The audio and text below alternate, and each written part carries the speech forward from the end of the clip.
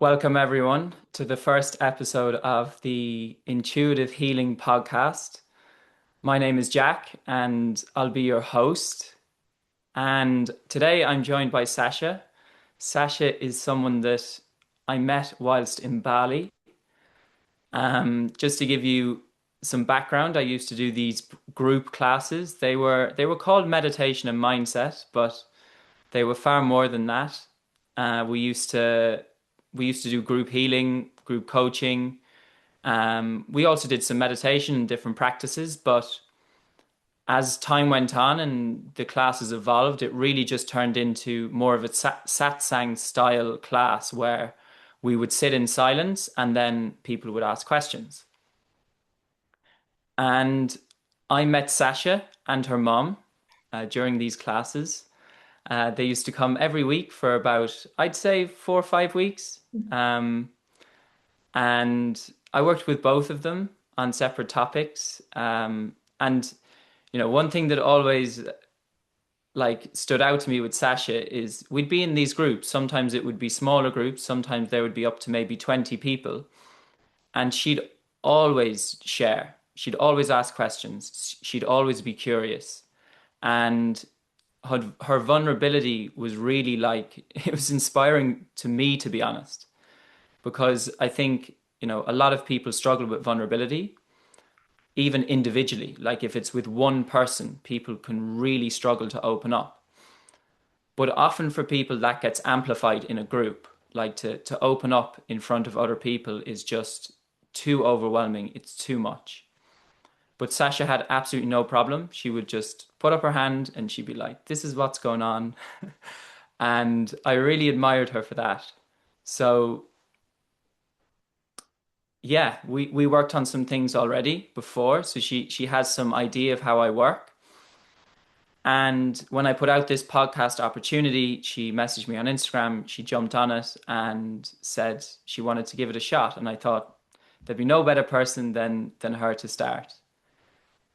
And if you're on video, you will see that her cat has entered the building, It's my little um, healer.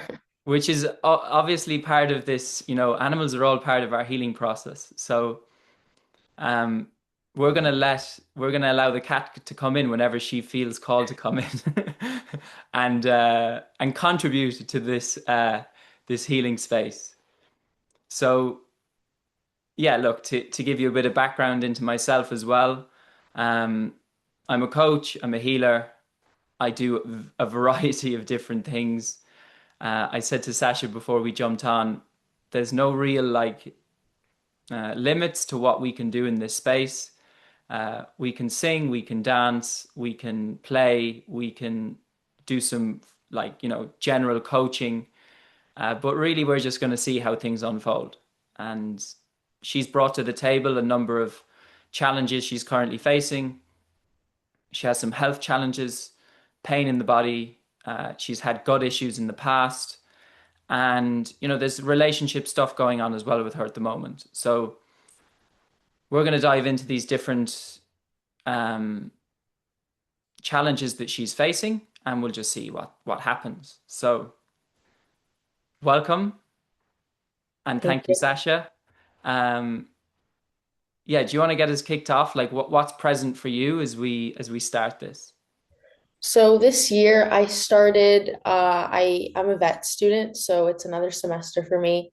I'm seasoned in a way that it's my fourth year, third year at the school. So the start of the semester is always like a stressful time for me, but I always have like a month off in January, and I spent the month with my family, and a lot of movement's been going on in my family, and I'm the oldest daughter. So I've always taken like a kind of parentified role in a sense. And my parents, the last 6 months especially, have like bestowed a lot of their issues between them because they're divorced onto me.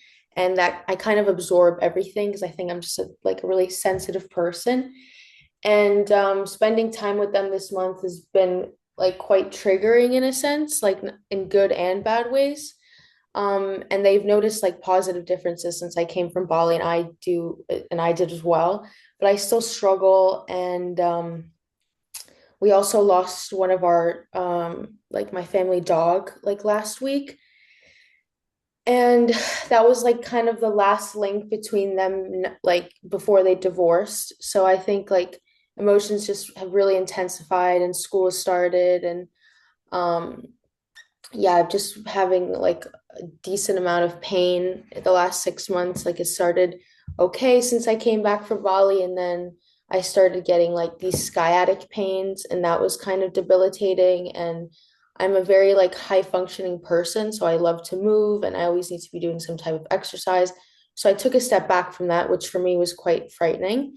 And it was like sort of working, but again, I felt uncomfortable, and then I used to have like really bad gut issues, like going to the bathroom a lot, and that has been controlled ever since I moved away from the US, which was 3 years ago.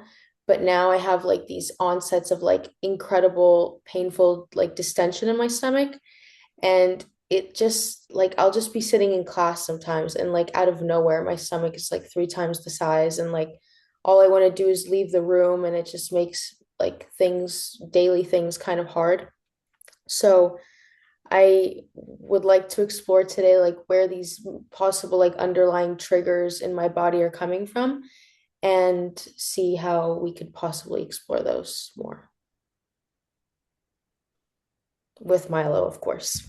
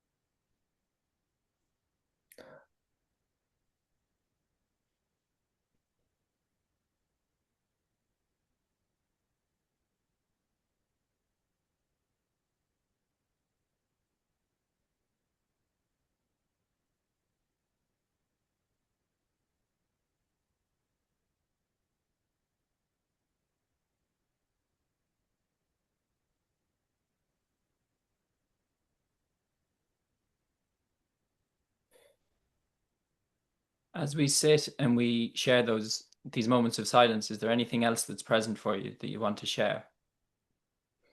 I think I was just honestly kind of right now taken aback by how anxious I was sharing that after. Like I just, I mean, sometimes I ramble, and there's really no apologies needed for that because it's just I'm sharing what I need to share. But um, I go through the motions every day and I deal with these things and it's part of the human experience and it's fine. But like sometimes when you give like this like Reader's Digest version, you don't realize like how much pent up crap like is inside sometimes. And just after I shared that, I was like huge wave of just not feeling super okay.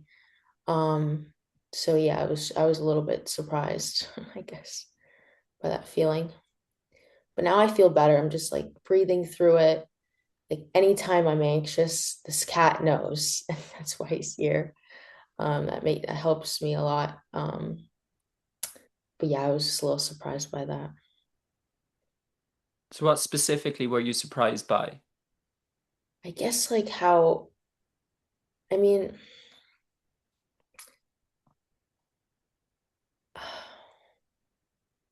we haven't like back when you were kind of giving the intro, with how we met and everything. Like I know a lot of people get scared by sharing in a large setting, like with more people, their feelings.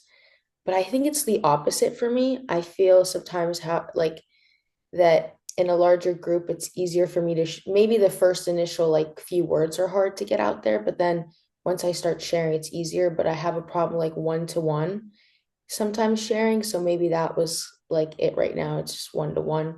That could be it. And also just this last month I've been moving around so much, like visiting family in different countries and going to different places and moving around. It's unsettling for me. Like I love to travel and I love to see new things and be with different people, but being home for me is really like crucial.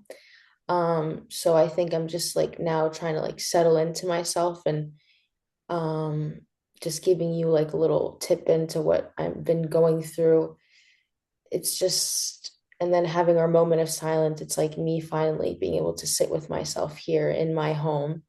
And yeah, I think all the movement from this month is kind of coming in and it's a little bit unsettling. But now just having this moment of silence, I'm like, oh, I don't have to be moving around. I can just sit here and that's okay.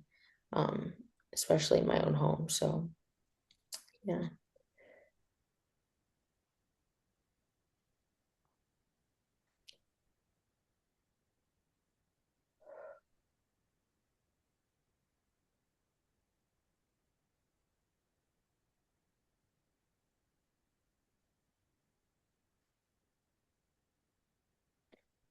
Yeah, thanks for sharing in your vulnerability. And yeah, like I said earlier, even though some people can feel more comfortable in a one-to-one, this can feel a little bit or more uncomfortable in a group space.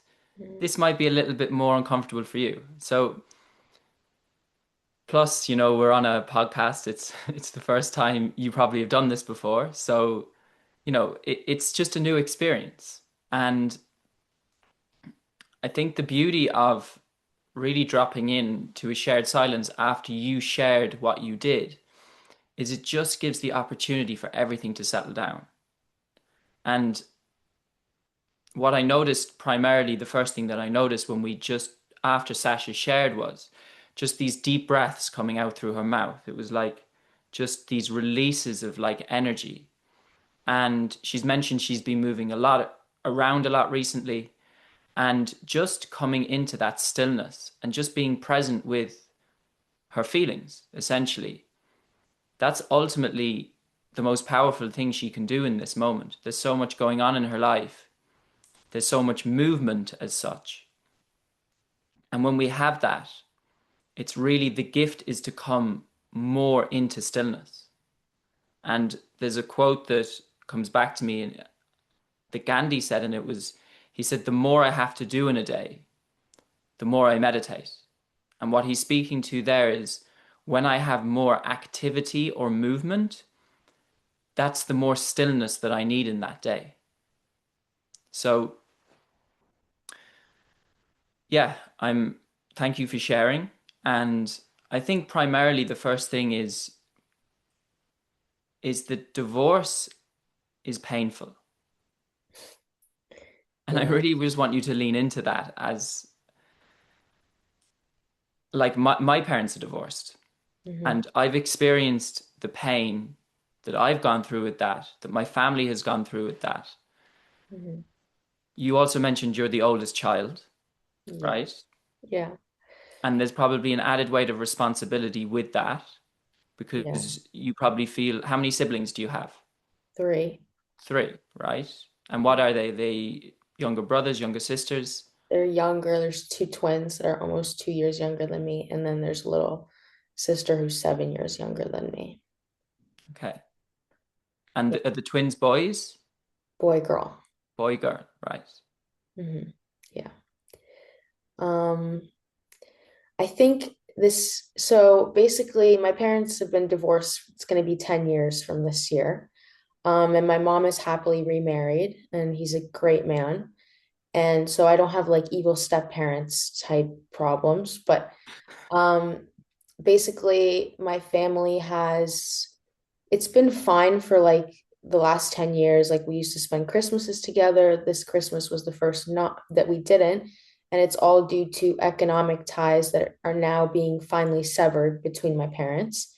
But now that like money's coming in, there were these big money fights since I met you, like kind of started like when we met in Bali and my mom was dealing through that.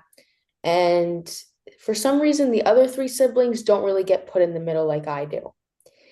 And it was just like, I mean, this the semester prior, it was like pretty okay, manageable compared to previous years.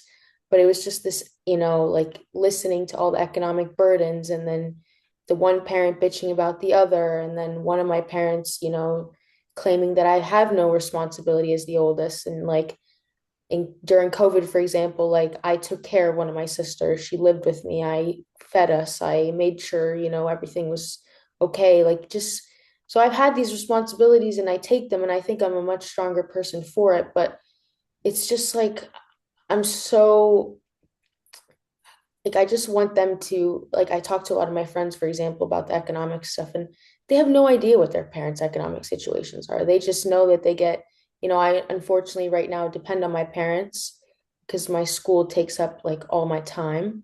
Um, and I used to support myself when I lived in the US, so that like going from supporting yourself to now depending on them again was really hard for me, but I think I kind of managed through that. But now it's just like I'm at a point where I just want them to deal with it on their own. And I have a little bit of resentment towards the both of them now because they just put me so much in the middle and people always, come up with the word boundary. And I'm like, this is what I tried to do. And it lasts for like 48 hours. And then they break my boundary and then I'm hurt. And then one parent doesn't understand these terms at all. And the other parent says, oh, yeah, I'm going to respect your boundaries, but doesn't. So I'm just like, I think it's a lot of like anger that I have now the last 6 months or so. And I always am the good kid, and I've never been punished in my life. Any bad grade, I would punish myself. So it's hard for me to like, I've never lashed out really at them as a teenager or anything. So it's hard for me to like put my foot down um, because of one parent I'm scared of, kind of, and then the other parent is just really treats me more like a friend than a daughter. So it's just like these weird dynamics that I'm not really managing the way I'd like them, and it creeps into my life. And my life is already stressful enough because I'm like an overachiever, and this is a very hard career I'm going into. So I think it's like being stored in my body and it doesn't feel good. So, yeah. But divorce is painful, bottom end. It's very painful. Oh,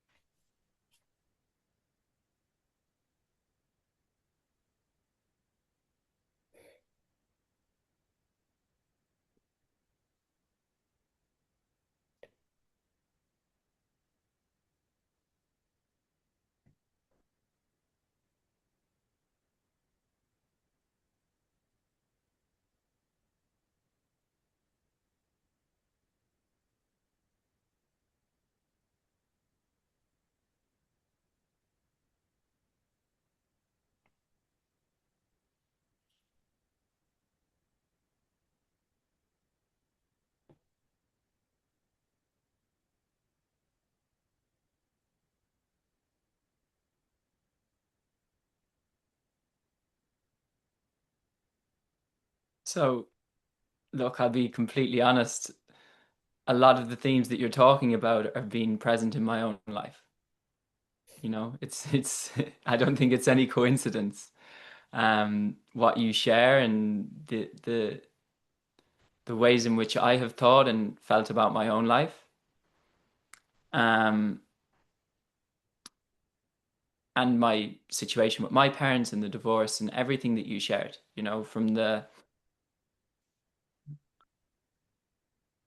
from the setting boundaries, feeling like they last they last for 48 hours. Um, the constant talking about each other is what I heard, like one parent talking about the other parent talking about the other, asking them perhaps not to do that. One parent not particularly understanding why you do that. The other parent understanding and saying they'll honor it and then breaking it. And feeling like you're stuck in the middle constantly. Like that really stuck out to me, that feeling of, being stuck in the middle. So there's a lot there, right? Yeah, there's a lot there. And And I then think on this top is, of, sorry, sorry, I just continue. I just wanted to say, like, I think when you're a child, or when this process is like actively going on when you're younger, it's more confusion. But now that I'm like sitting more with it and understanding, like, of course, our parents are human beings and they're flawed. Like, now it's turning into like I said, this word resentment Yeah. and anger. And I don't want to live with that every day because I have so much light to give to this world. And I think, these are just like little portals where my energy's leaking out and it doesn't feel particularly good. Hmm.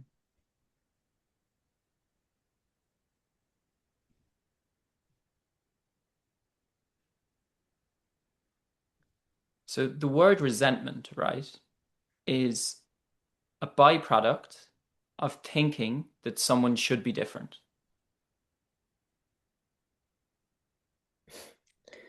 Yeah. How does it feel when I say that? What's present for you? Well, I have this ongoing theme in my life, which other people have observed, and I've accepted and observed that I just have these, like, I guess, higher standards for people, you know, because I have such high standards of myself, and I think it's normal, and it's not.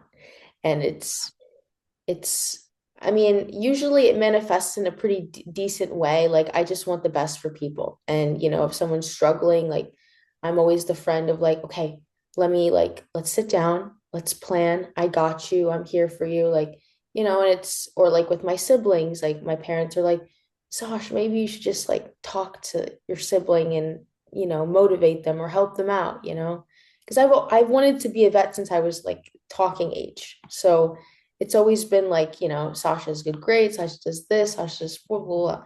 So I've always been like this kind of person that people like, think they should be like. But then on the inside, like it's not like that, I'm just human and I have all these thoughts and whatever.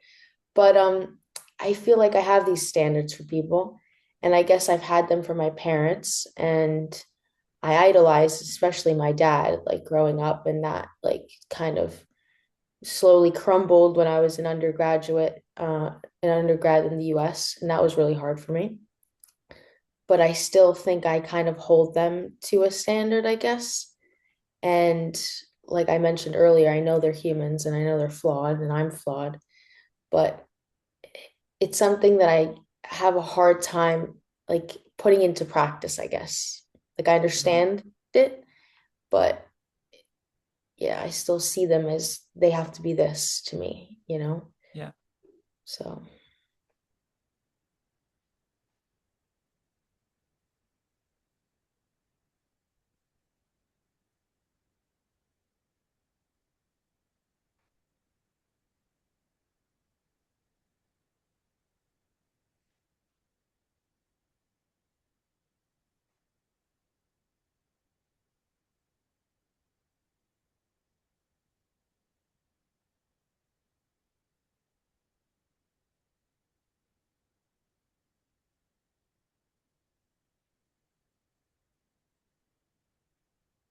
And I certainly don't think you're alone in that. I think we all we all have expectations of our parents. And I think like a really helpful exercise, and it might have been something that I introduced you to in Bali, is the word mom and dad in itself can be loaded with expectation, right? That we like mom, like should be this way, dad should be this way. They shouldn't do this and they should do this. And then when they don't meet those expectations of the way we think they should be, that's when we suffer, we're hurt. So a really helpful thing that sometimes I remember, not always, but it's something to lean into for yourself and for anyone listening, is to call them internally, call them by their names. Like, what are your parents' names? Yana and Howard. Yana and Howard. Yeah. So, just for a moment with me, can you just see, let's start with Yana. Can you Yeah. just see Yana as a being? In a sense, yeah. But it's hard because, like, you're every day, it's like mom, it's how you have her in your phone. It's how but I do see her like that's the parent I see more as like a person because she treats me more like a friend. So it's a little bit easier. But with Howard, Howard does not like to be called Howard, first of all. And yeah, that's harder, I guess, in a I sense. understand. Yeah. But even right here now with me in this moment, so Yeah. don't think about the past or the future, just here right now. Hmm. Can you see Howard Yeah. as Howard? Yeah. He's a And person. yeah, and how does that feel? It kind of humanizes him more.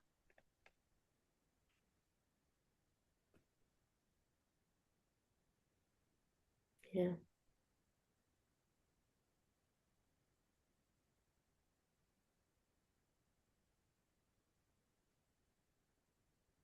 What I feel is less judgment.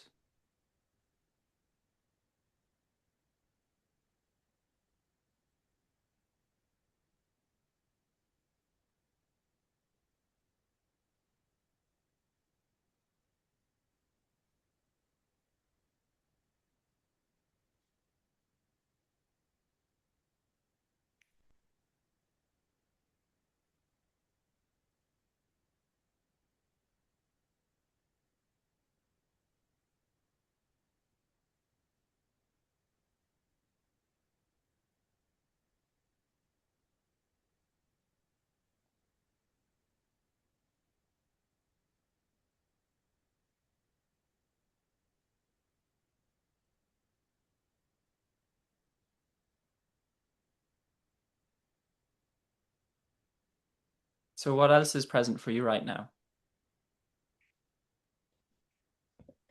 How I should look at myself is just like Sasha, like a human, and not nitpick everything I do. Because I'm very self-critical and I manifest it in ways um like I try to have like this ongoing kind of maybe disordered eating thing. Like I really have a lot of food noise, um, which also like manifests with like not over, I used to over exercise, now I don't anymore. And for any women out there who have no periods, me for years now, I think that's like a manifestation of just like this internal dialogue always like having to be perfect or being super productive. And for me, like sitting in stillness feels great, but I just never really give myself the time. So maybe if I sometimes just look at myself of like, oh, you're just Sasha and you don't have all these other roles that you put onto yourself, maybe life would just be a little bit lighter. Maybe. Oh, yeah. Yeah.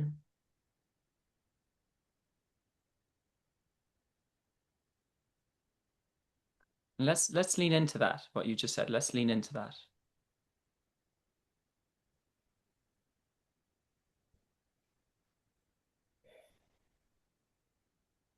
that stillness. And with that, the grace you can give yourself. See, you say the word grace, and it's a beautiful word, but I don't know what it is. I just resist giving myself grace. I can't take a compliment. Like, I mean, it's gotten somewhat better, but like romantically, my first few like relationships, like I refuse, even from friends, I refuse, my family. Anytime I get a good grade, I can't even celebrate things. It's just like, what's the next thing, you know? So the word grace, it's beautiful, also a beautiful name, but to other people, I'll be everyone's cheerleader, but for me, it's so hard. And even like the other day, I did this like there's a mirror in the back of me, I sat in front of it and I was like giving myself this great pep talk and how amazing and awesome I am. And it felt good, but there's just some resistance there. Yeah, resistance there.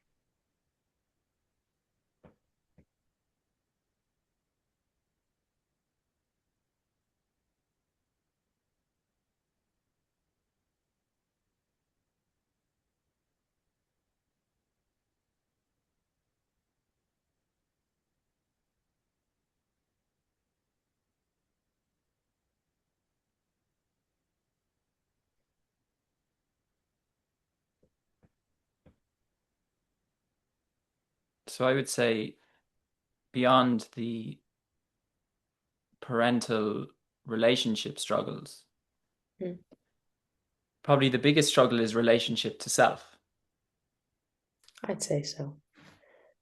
and the self-criticism, the expectations on self, Yeah. the high achieving. I mean, that was one of the first things you introduce yourself as. I'm a high achiever and I always have been. Hmm. And the perfectionism and this constant striving. And you mentioned having, eating troubles in the past as well. Um, and the IBS issues. And I think they're all symptomatic of one thing, which is the expectations that you place on yourself. Correct.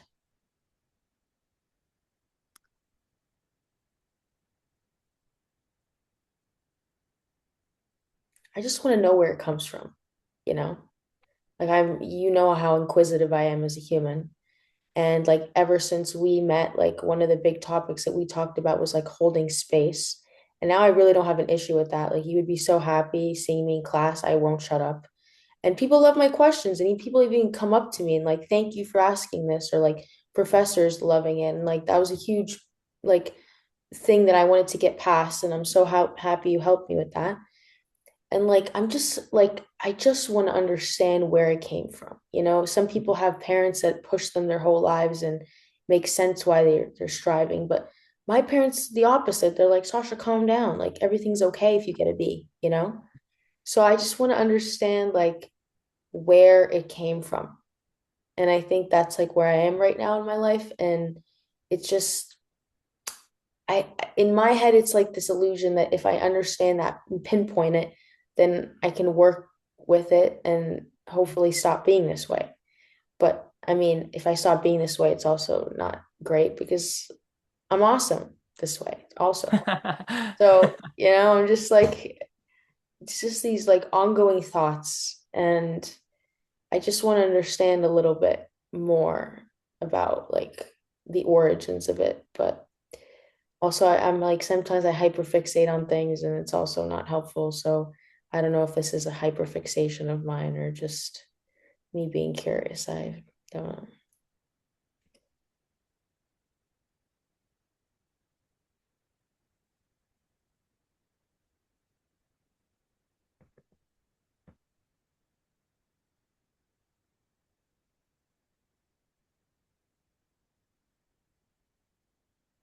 And I think healing is really just that really. You know, it's a it's a curious exploration. But I think it's interesting use the word fixated because the word fixated has the word fix in it, Yeah. right? Yeah. Which would imply what? Something's broken. Right.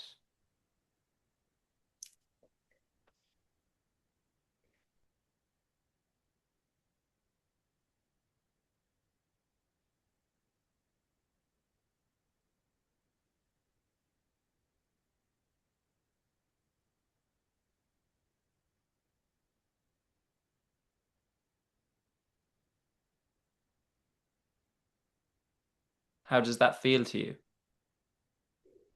when you said those words? I feel like there's parts of me that feel broken, I guess. And that's why I'm always trying to do things to make myself better. But at the same time, I'm just human and humans are flawed. So it's like this back and forth between am I really broken or not? Also, like sometimes, people go into these like self-victimization kind of things, and like my family's super against that. So like, sometimes I don't think we've been giving the space to just like feel bad for a second, of our situation.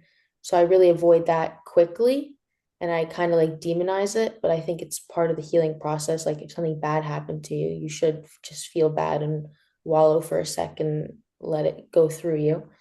Um, but part of me does feel like little things are broken in me, or like little Sasha has parts of her that, are really hurt. And I think they manifest in different ways now in adulthood. And I don't really give myself the space to feel those things, or things are coming up, I think, more physically, and I don't understand what they are. And that just creates like this kind of pain, I guess, when I say the word broken. Like I feel it in my body, I feel an energy shift.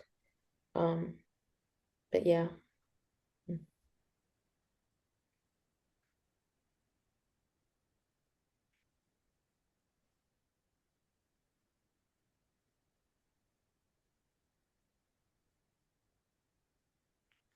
The one thing that really stuck out to me was this sense of within your family unit, certain feelings were demonized as such, Yeah. right? Like we'll call them the negative feelings like sadness, and we'll stick with sadness, right, as a general term. And you even mentioned how at times as a child or even as an adult, there's healing in just allowing yourself to feel those feelings, right? We're Yeah. human. We can all feel angry, sad, upset, guilty. We Mhm. can feel shame. And Yeah. actually just having the capacity to feel them in the moment. But for you, you never felt like you were fully given a space to do that. Would that be accurate? Yeah. And I think it comes from like my dad is a very explosive human sometimes. So like the walking on eggshells is a huge thing in my family. So I think like as a kid, I always had to like, you just want to be a good kid because you don't want to upset dad or even mom sometimes, but mostly dad. So yeah, I think kind of links to that a little bit. And then also like I'm the oldest, so I need to like set a good example. It's like a huge thing for me. Um, Not that like I'm not emotional in front of my siblings. I am very emotional, but um yeah. And then other things have happened to me in the past where like people minimize something painful to you and you're like, okay, well, this is not okay, but this is how life is. Um so yeah, I really feel like with going back to the topic of like holding up space, like I'm fine with that now, but I like putting my feelings onto other people or like sharing my feelings. I feel like a burden there. Um, so that's not the best, I think. It's not a good feeling.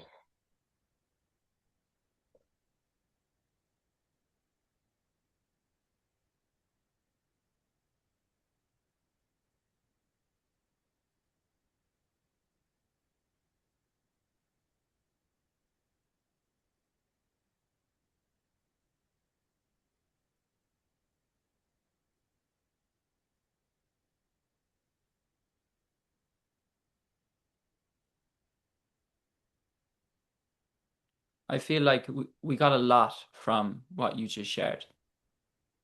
Like that really pinpointed a lot of things. And what's present for me is you mentioned that feeling of being a burden. Hmm. Can you lean into that feeling right now with me? Can you tap into it?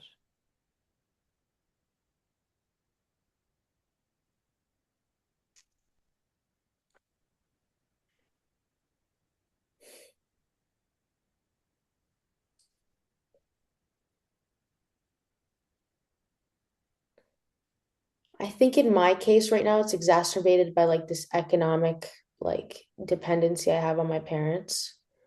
And like recently on a trip that I was with my dad and my siblings, like a lot of economic things came up, and my dad had like a very emotional like breakdown. And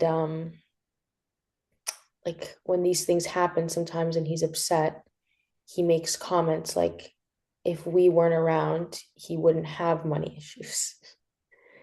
So, as like the oldest child who's also been independent before, like being an economic burden, like I think encompasses like the emotional burden and everything. And like this man is also like 65, he's tired. I can tell he doesn't want to be a parent anymore. Like he just wants to like live in peace, like as he says. And but he still loves us and I see it and everything, but it's really hard. And then you have the other parent who says she's going to be there for you and now is taking the economic responsibility of me because she has the means, but does it in a very volatile way. So I just feel like I can't really fully trust anyone. And it's really hard because, like, I don't know, school is so hard. This school is so hard. And I try every day. I also self isolate while I'm here, which sometimes is not good, but I try to get out there and I have a couple friendships that really help. But I feel like sometimes when I've shared my emotions in the past, like they're just, put to the side or minimized and things. And I think in the moment, like it stings, but then in the body, it really stays there and it like perpetuates and it just makes you not want to reach out to people. And that's how I feel sometimes. I just like create this narrative in my head that the world is against me. No one wants to hear my problems because my problems are nothing compared to what's happening in the world. Also, because I feel like this I don't know, this doctor called Gabor Mate, he calls it like moral injury. Like, with reading the news, and I try to minimize that now because it really upsets me. But I start comparing my problems to, other people's problems that are just like life or death. And, I minimize my own feelings. And then it's just like, you know, I don't know. And then the word burden just has this horrible negative connotation to it, that I just love to use for some reason internally in my head. And it's hard. I mean, it manifests all the time. Like I have this thing that I do where I like pretend I'll send a voice message to someone and I won't like actually send it. I'll just say it, like record it just so it's said. Or I'll just like draft up so many messages and I'm like, oh, I'm going to send it. And I never do, So then I just hold it in all myself. And it's just hard, and everyone thinks Sasha's got it together and everything because I've always had it together, but it's really hard sometimes. And I don't know where it came from that I don't want to share my burdens too much with people, but it just like, I don't know, I feel like sometimes I just hold it all in and it's too much for someone else to like even listen to. So it just stays with me. And that's why I have him. Oh, yeah. But yeah.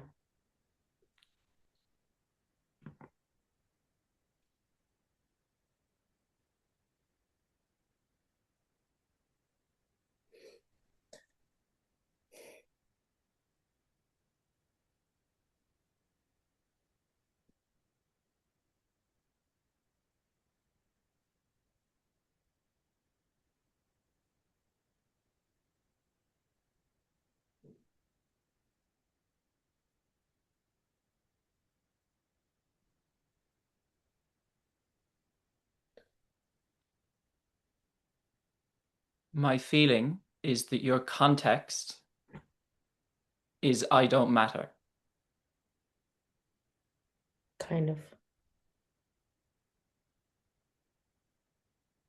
Because in the grand scheme of things, like I'm just like a little dot on this earth. That's how I like see it, honestly. But then like you make an impact on people's lives and you're like, oh, maybe it's not true. So then I created this concept called my little bubble. And I try to do as much good in my little bubble. And I'm very controlling of my little bubble. But it's like for my own protection because this world is full of good and bad, and also like I just have so much energy to give. So I think in my bubble I kind of matter, but like in the grand scheme of things, like I don't, I guess. And I'm not scared of death. Like a lot of people are scared of death and things. I watched my grandma die in hospice. Like ever since then, I'm just like, if it happens, it happens. And I just try to do as well as I can every day. But yeah, I don't really think I matter that much, I guess.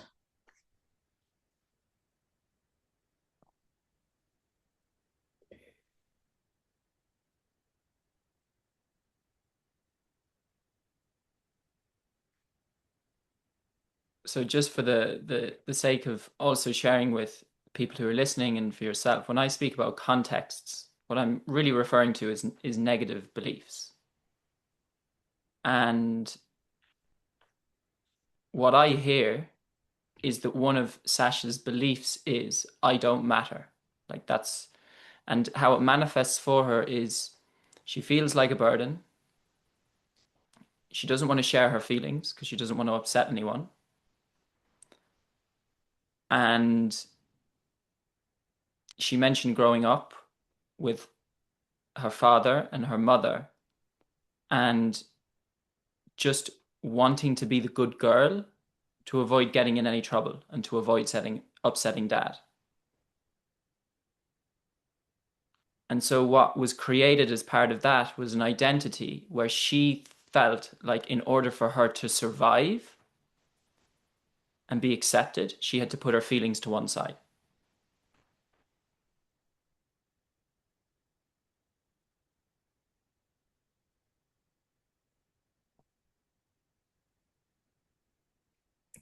I think that's a good summary of it. You know, I just think I was a very emotional child, but it was just all repressed. Like, this is what I feel. And like, I have this one picture on my fridge of myself when I was a kid, and like, I'm like smiling, not with my teeth though, just like little, you know. And I don't know why. Like I have so many great pictures. I was the firstborn, so there's mostly pictures of me everywhere. But I saw this picture and there's so much sadness in it for me. I was like, oh my God, like, and I'm smiling in it, but I was just like, something's not okay here. Um, so I put it on my fridge as a reminder that like she's okay to like express her emotions now. Sometimes I have these moments like in Bali, I had one where like little Sasha comes out and she gives me a hug from the back, and I had another one like last month. And these are like beautiful moments, but I feel like she is scared to come out and be emotional. And I think the like point you made about like survival, I think that just lives in the body, as these like physical like symptoms. And yeah, I think that summary of yours was quite on point there.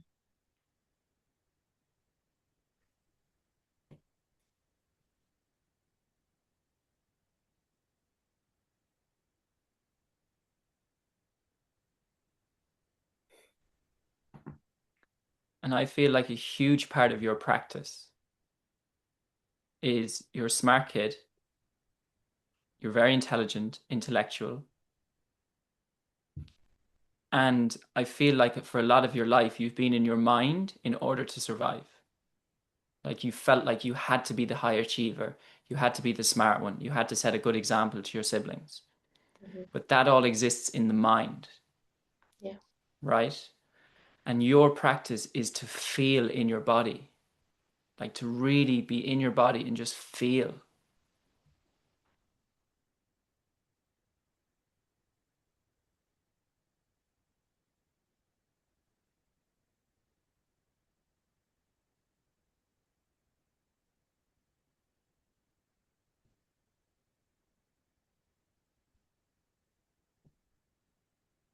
Because the body doesn't lie, it holds truth.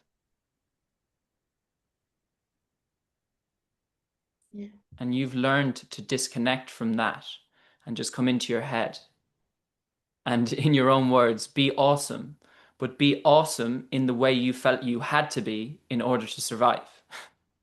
Yeah.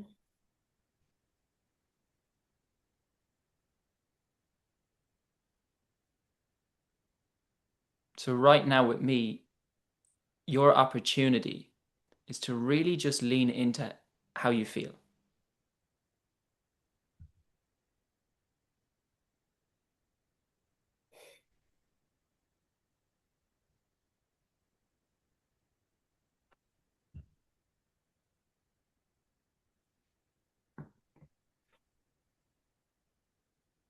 I just feel confused because I have these like alarm bells in my body going off, and like the lack of period is like an ongoing one. Um, and I do things that like, Western and Eastern medicine tell me to do, but I can't get these things under wraps. And like when one joint gets better, is not so tight or pain, then another alarm bell a couple weeks later goes off, and I just feel kind of helpless. But I know it's like this high achieving, high functioning like persona that I'm living in. It's just constantly doing things, so it's hard for the body to like rest and really be in stillness and feel. Um, and I have little practices that I implemented since this summer, and they're helping, but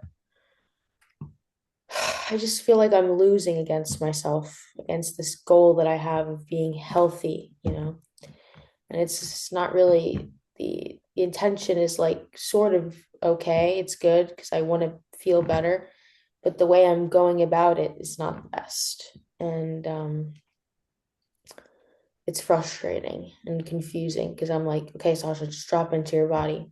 Stop concentrating all the energy up here and let it, get rooted and transmute it somehow. But it's like I've been doing this for almost 25 years up here, she's seasoned, but everything else here is just so, I mean, yeah, it's hard for me to understand how I can feel more because I feel the alarm bells, the pain, but I'm like, how about we just feel other things through the body? And um yeah.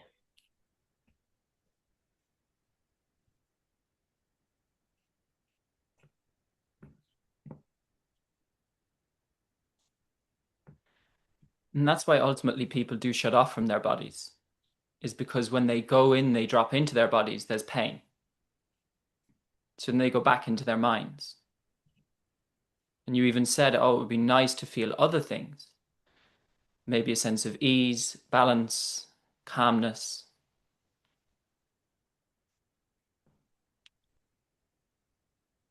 And I feel that cat is really there to show you, like if we take it's a feline, right?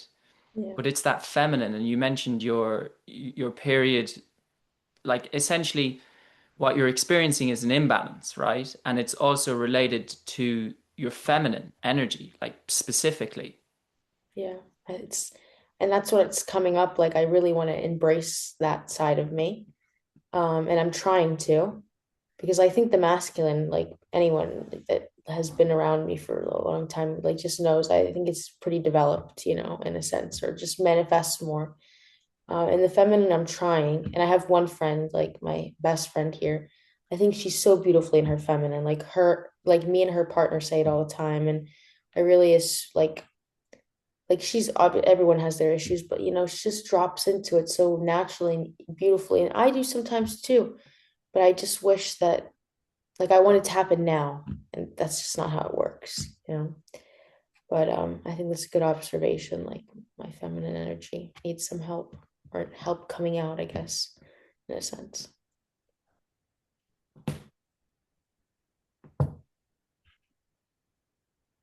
So right now, because that's all that matters, how can we do that for you? It's a question I ask myself every day. I'm trying to create a schedule where I do more life things, not just school things, because I'm very capable of studying 8 to 10 hours a day, no problem at my desk. Um, I, I,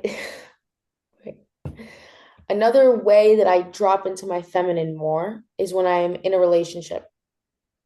However, I have a tendency of like starting to date someone in the beginning of the semester, and then when I get stressed, I just end it. Like I literally don't care. I just sever, I make any excuse. This person's not good enough. Any orange flag, I make it a red flag, and it's my fault. I literally know it's me. And then also another part of me is like, I don't like to use that as a mechanism to take out this feminine in me because like I want to just like harness it myself. Like I don't want to depend on anyone else for that. But that's like the quickest way for me. But that's, I don't think, like the most viable option. Slowing down is another one, like with this different schedule of like, maybe not studying in the evenings or just whatever. But the problem is like I just let school override my life. Um, and my to-do lists and my Google Calendar and everything. And then I created some projects now to like try to make some money. So it's just like always this productivity, and it's like a positive word for me, but I think it's really a negative word for my body. And so if we could ease that off a little bit, I think that would really help my feminine. And then also decrease the food noise because like a component I think is just like I'm like restricting my body in a sense, and I don't think that's healthy for my hormones at all. So yeah,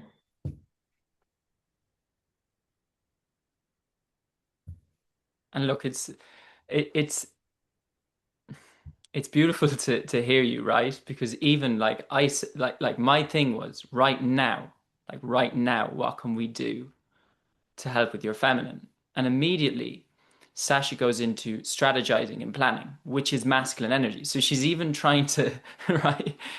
She's trying to strategize how she can do it.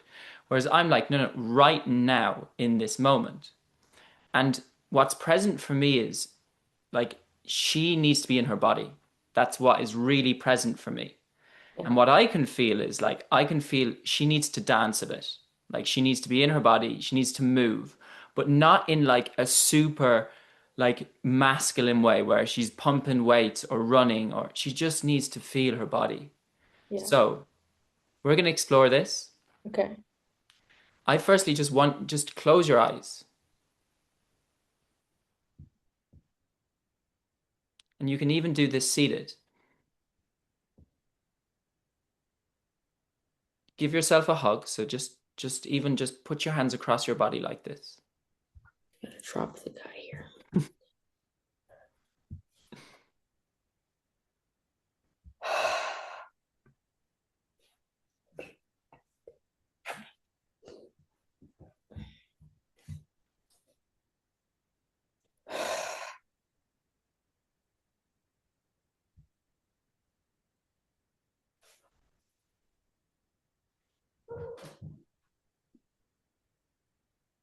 And now, very softly, I just want you to move your body in whatever way it wants to, just intuitively. There's no performance.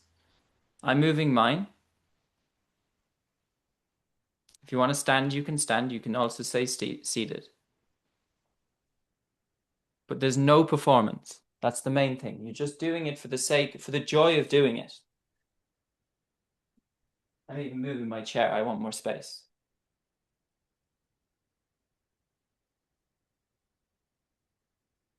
For anyone watching on video, you will see two people moving their bodies in whatever way they want to.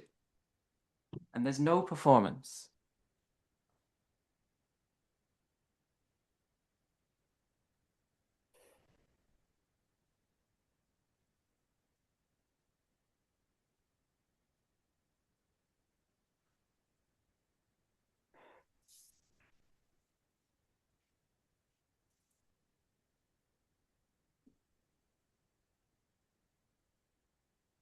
Allow your body to direct you, Sasha. And anyone who's watching, I'd also invite you just move your body. It's not even especially if you're a woman, but if especially if you're a woman, like get into your body, feel it.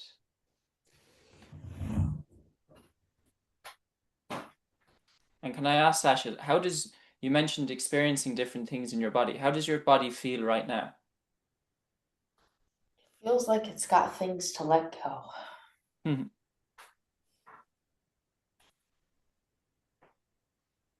And stay present. So if your mind begins to take over, just come back into your body, let it guide your movements.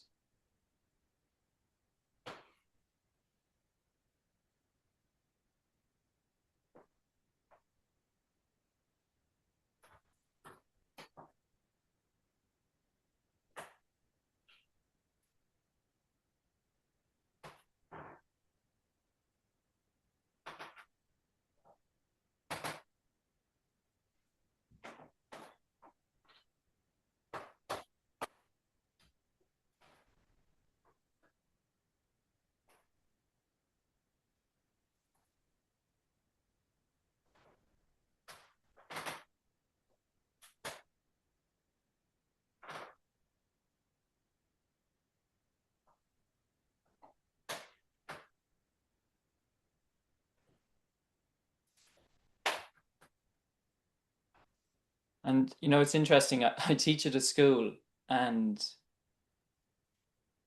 I started doing dance with the kids last time I was in there. And kids don't even know how to have fun anymore. Like they have no idea how to just do things for the joy of it. Just have fun.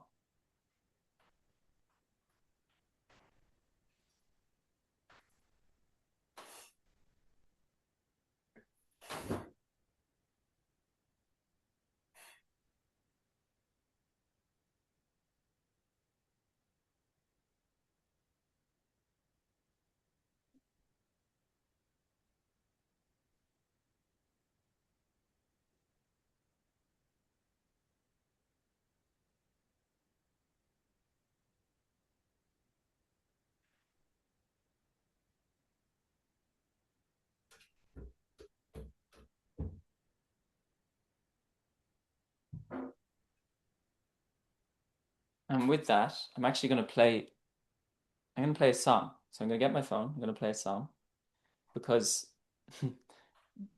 this song has been very present for me in the last couple of weeks. I think it's very funny. And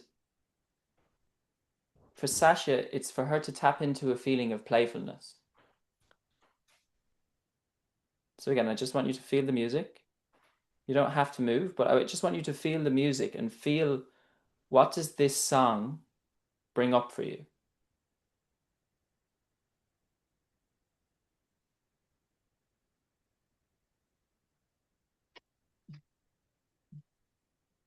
Can you hear it? No.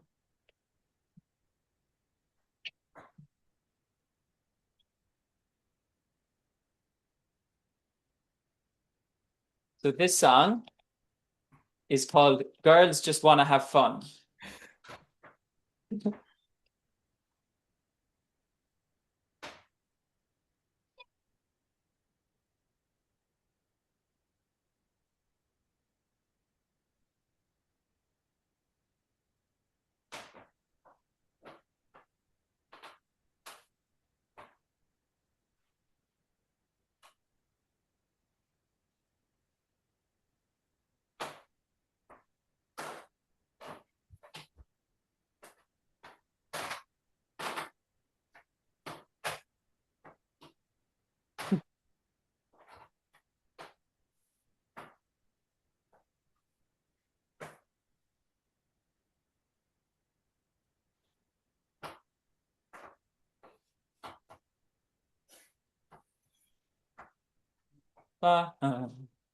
Okay.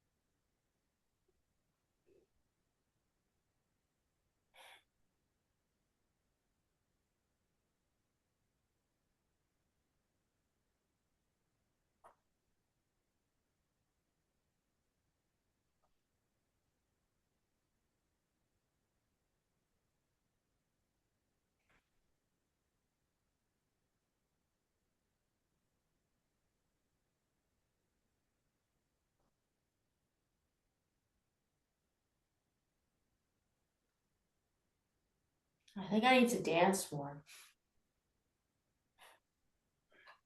I need to like not schedule it in, but I need to dance more. Now, just spontaneously. Yeah. So what did that bring? What did that feel like? Not bring up. Like how did that feel? Well,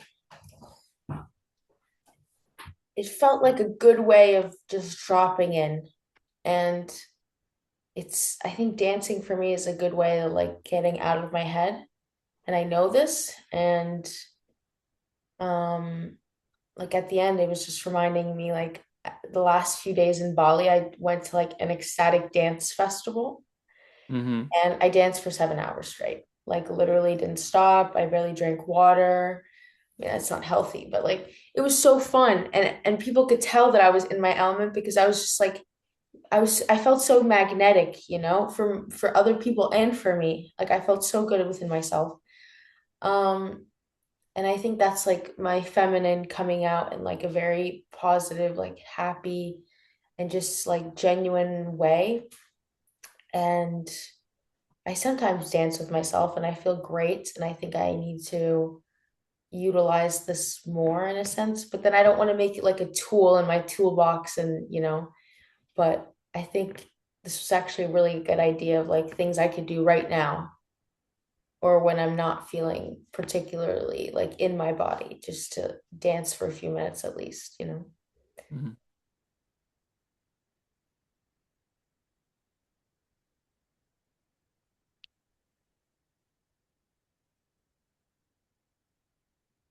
What really stood out for me was how naturally towards the end of the song, Sasha's body just began to come into stillness, like quite spontaneously. It wasn't like she was trying to be still, but once she actually nurtured that part of her, because a lot of the masculine energy is go, go, go. It's pushing, pushing, pushing. And the feminine is the stillness, our ability to be still. And her body naturally just came into a state of stillness. And it's the way even more so it's being versus doing. The feminine is like that sense of beingness. And the masculine is the taking action, which has its part, but for me it seems like Sasha is just someone who from a very young age disconnected from her body, disconnected from her feminine. Thought she had to be a high achiever, a go-getter, and that her emotions weren't welcome. And so she went a lot into her head to strategize and okay, this is how I need to cope in order to survive and belong. But it's been in some ways the detriment to herself.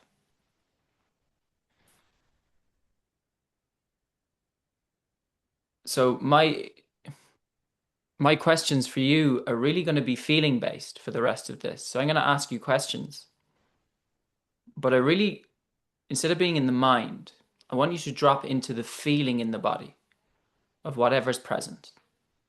So I'll ask you, how do you feel? Just take a moment. You don't need to ask immediately if, okay, geez, how do I feel?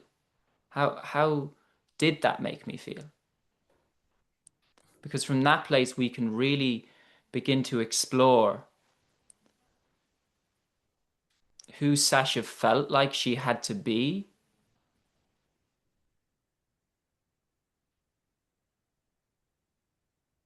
and then essentially let go of those stories.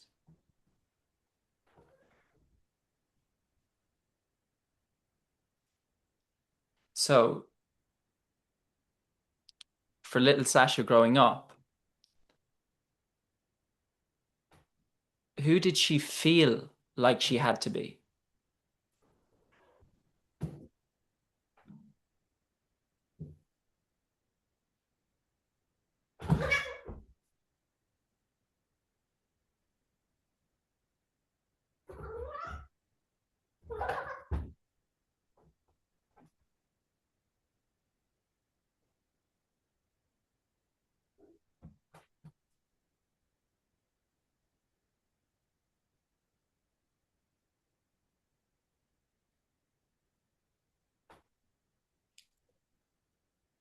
feel like she had to be the good kid that her parents wanted. My parents also had a very hard time having kids. So I am the product of 5 years of waiting and IVF insemination. So I think, not that I think, but I feel that this is manifested in how I feel. I just needed to always be a good kid and smiling, happy, but muted. And yeah, that's how I feel.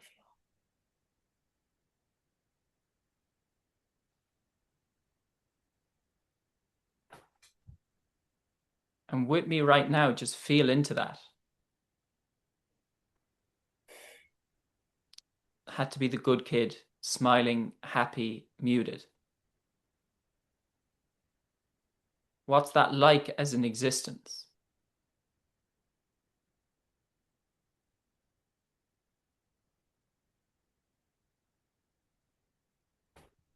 I think it forms an inner conflict in me, like smiling, happy on the outside, but on the inside, like muting what's coming up.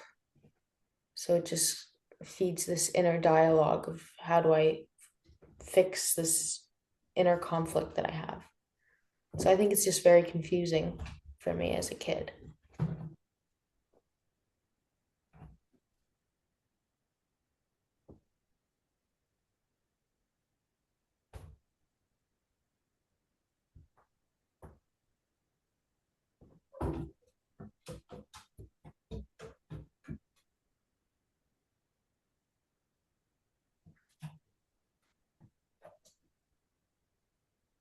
So, what's present for me, and just see how this lands in your body, how it feels, is the idea that it's not okay to be you,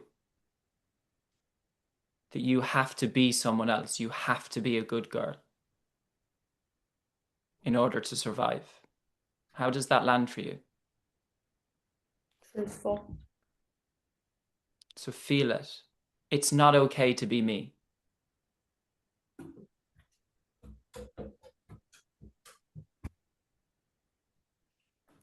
to Starts feeling just be me.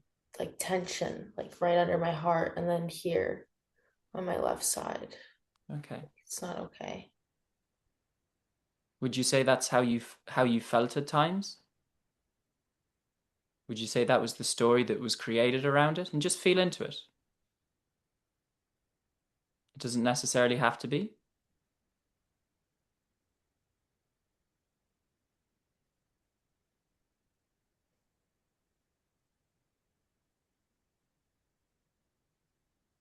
We even have a word for it in my family. Like my dad's Jewish, and I don't know if this is a Yiddish word, but it's we have a word for it. It's called balabusta, and it just means like jack of all trades, like doer. And I was always that, like from a kid, so it very much lands with me. Yeah. Yeah.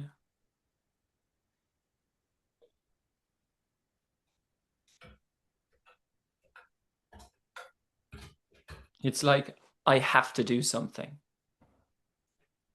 Yeah. And it's that obligation, the I have to do something, that disconnects us from our beingness, from just our sense of inner joy. We're constantly doing because we think we have to. And then it disconnects us from this. And that's what we're coming back to. Like, that's the idea of this whole podcast, this whole session, is to reconnect Sasha to her true essence.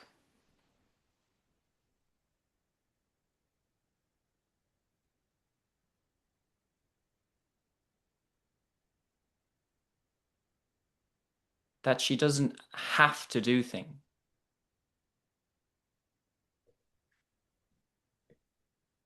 in order to survive. That it's a choice.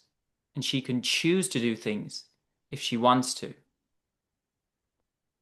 But it's not obligatory. It's not like defining that if she doesn't, she's going to die.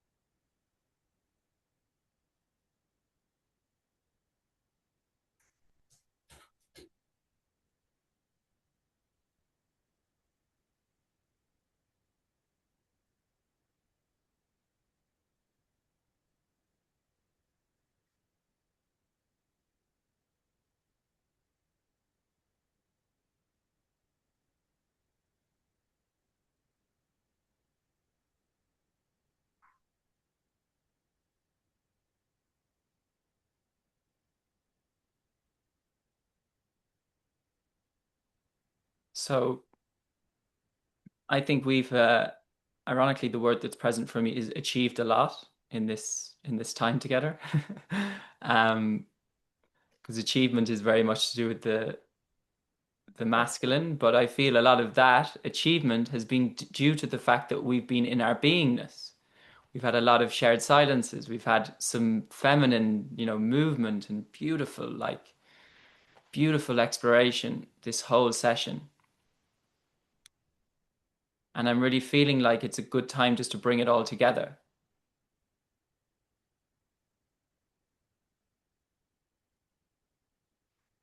And I usually, Sasha would have seen from my classes, bring it all together with an exercise. We've seen different stories essentially that Sasha has lived in, right? One is the story I don't matter. Another is a story it's not okay to be me and I have to do something. I have to be the good girl. We've seen other stories such as, you know, the middle child and or not the middle child, the oldest child who feels like she's stuck in the middle and then feeling like she's got to set the good example for the younger siblings.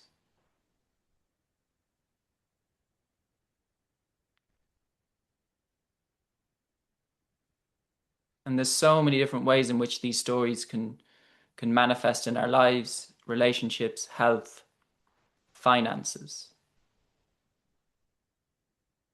feeling like a burden.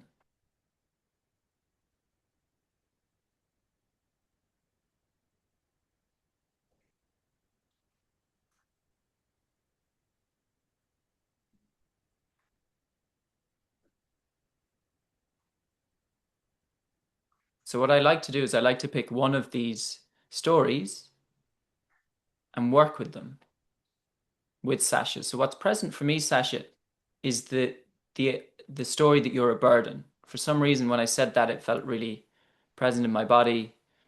I know it's something we've discussed. It's it's there for you. It's also present in her circumstances right now and how she feels. Right when we take about the financial situation and just feeling like a burden.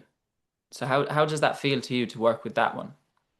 It feels, yeah, like that also is the one that affects me the most. And Right. the one that I just carry, I think, in my body the most. The cat also agrees, Yeah. which is He really is in tune with me. yeah, he's into He's very in tune. yeah, Yeah. yeah. Awesome. Awesome. Right, so let's let's just take a moment just to close the eyes and I feel you've done this kind of exercise with me before, but let's explore it again. So the first thing I'm just going to ask Sasha is where were you born? Barcelona. Barcelona. So let's take a moment just to close the eyes.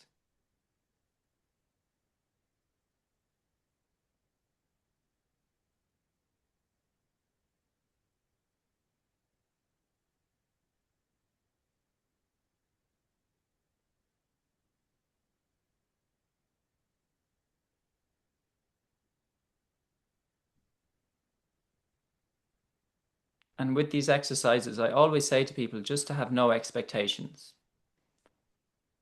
You cannot do them wrong.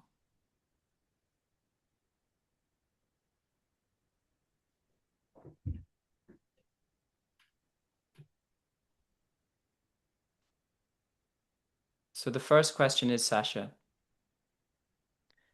if I was to cut you open to the very core of your being,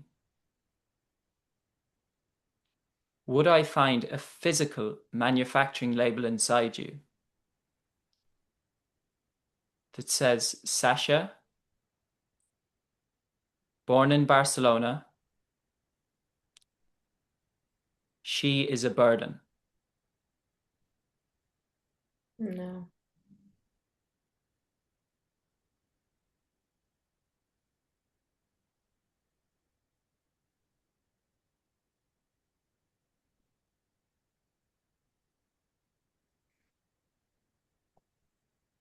How does that feel?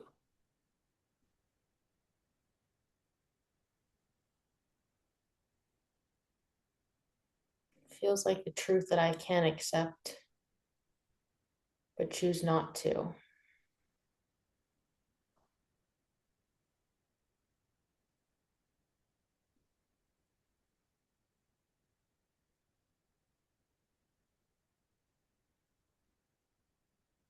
So therefore, is it true that you're a burden? No.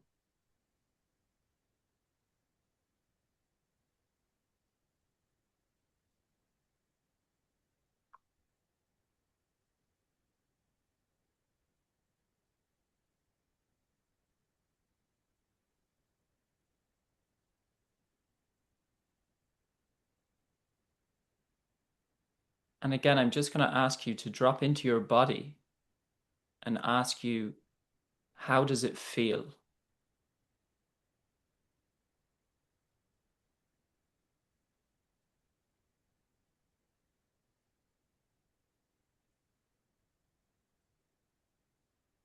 Feels heavy in my brain.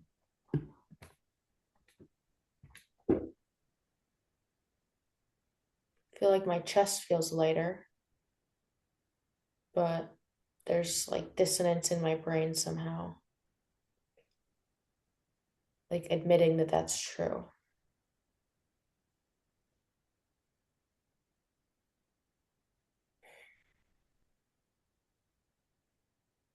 Like I literally feel like I could be floating out of my chair, but like my head is anchoring me down somehow, like weighing me down.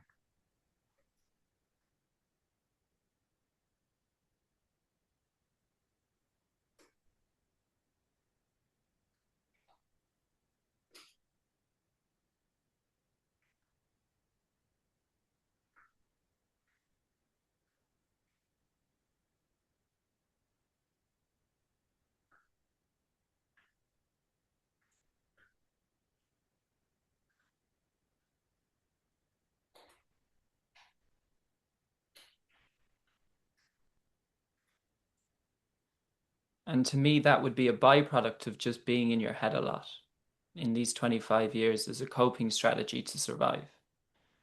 Sasha's got to be smart, she's got to be intelligent. They're an extension of this story, like the things that you thought you had to be.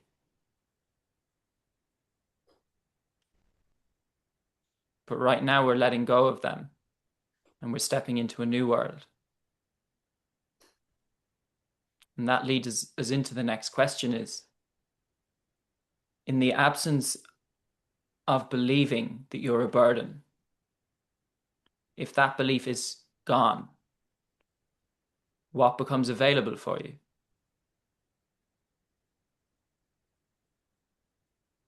Seeing myself as a gift,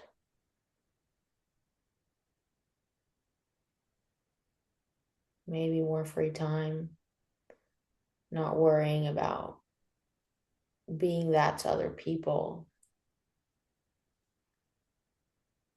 just more, I don't want to say mental clarity, but just less thinking, better night's sleep, not trying to control my environment so much, just being.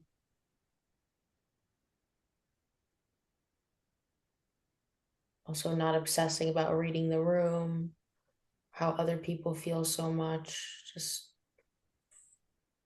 feeling my own body more often, more presently.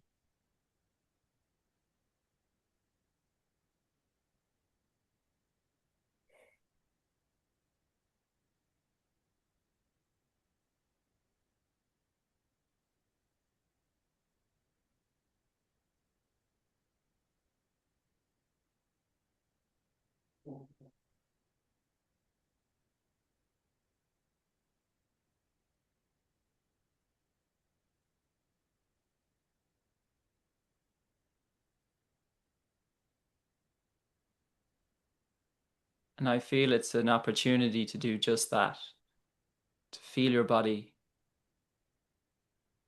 right now.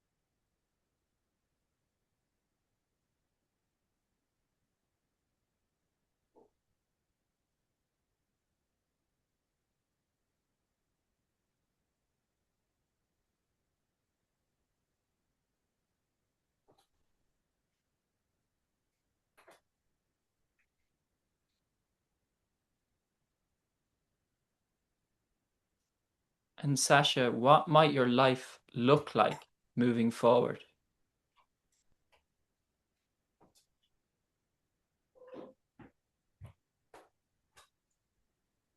I think I'm going to close my eyes more and just, let thoughts come into my mind, but just do what I'm doing now, honestly. Usually I want to open my eyes and think of something, but just like feeling the energy, and it feels really good. Some parts feel heavier, but after I described to you that my brain felt like an anchor, I almost felt like something was elevating me, like my head. And then I felt like this movement that I wanted to go backwards, and now my head doesn't feel so heavy anymore.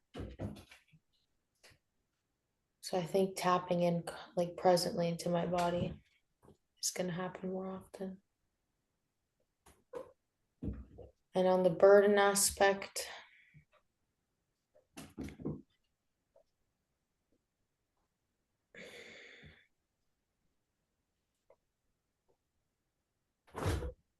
I'm going to ask more for what I need really from people. And I'm not going to think 500 times about it.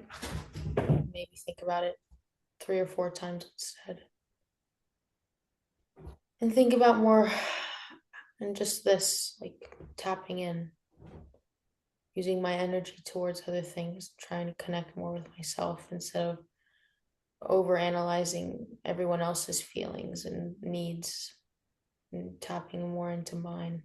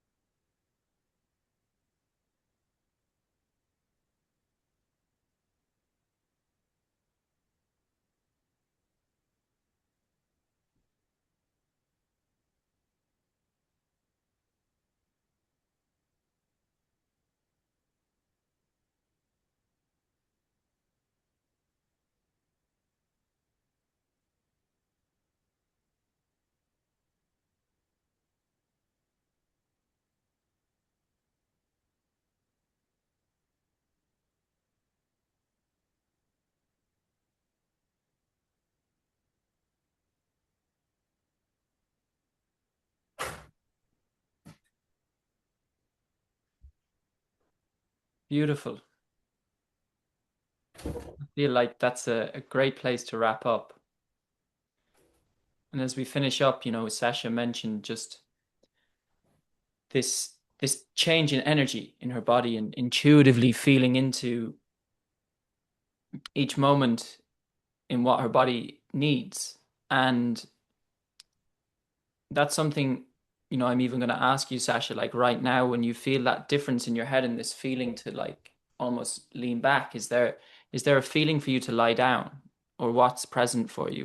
When you say that you kind of gave this thing of the head going up and back, what do you intuitively feel in this moment your body needs right now?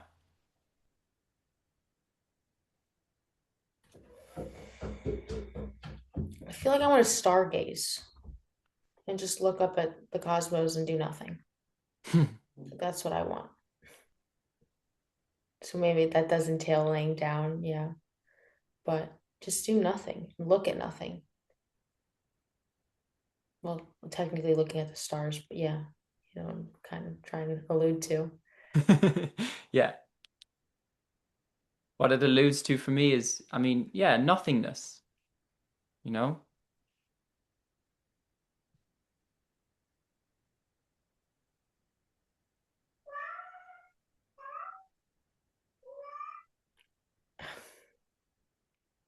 That cat is very tuned in. Animals always are. I feel like that's just the perfect time to wrap up. Yep, Thank, here it thank you, is. thank you so much, Sasha. That was absolutely an incredible experience for me. Thank you. My first one.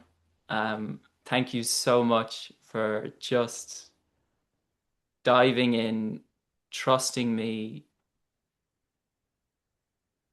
I feel incredibly uplifted and grateful.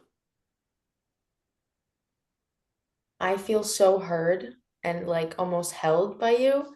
So I want to thank you for that because that's something that I really needed, I think, in the last couple days. And I was very excited for this little podcast recording, to the point where I think my body got nervous. I described to you like that my back was tense, and now I feel so much like looser and better. So I want to thank you for that because I mean, I have like this ability to be vulnerable, and it with you it just comes so easily. So thank you again for just making the space for me to be vulnerable and allowing me just to even hold the silence with you. It's like these moments are so special, but also kind of rare in our society. Like, especially me, like, I feel like I always have to fill silence with people. And with you, it's so easy just to be silent. And I really thank you for that because that means so much to me and to my body and all the energy that's been flowing in our session just now.